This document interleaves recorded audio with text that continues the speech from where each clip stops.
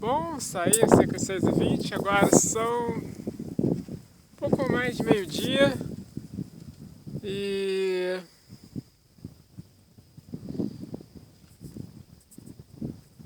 é isso. Sem estresse, sem lenga-lenga.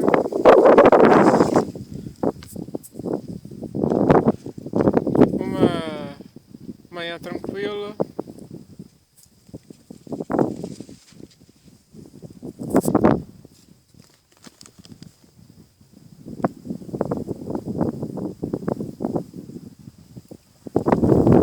Um sol chique 10.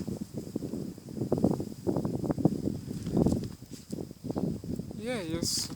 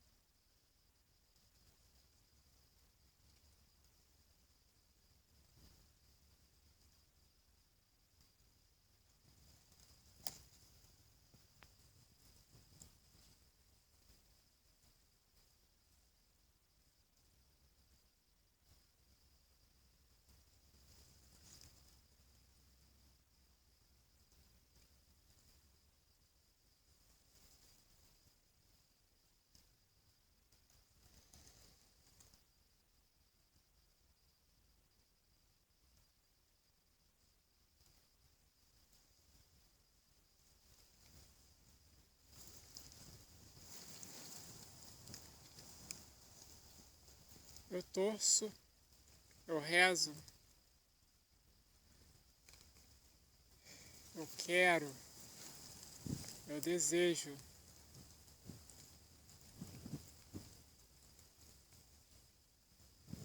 Eterno Pai,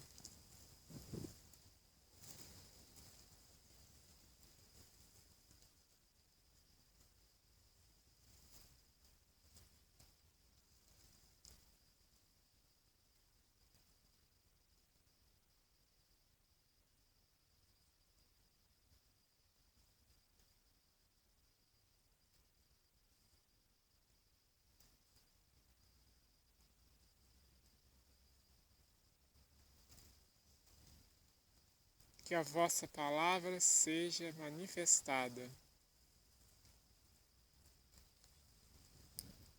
quando assim for a vossa vontade, e não silenciada.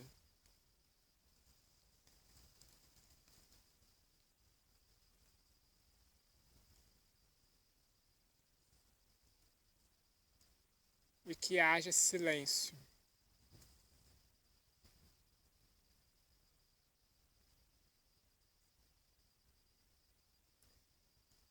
Nos momentos que se deixar de escutar o coração.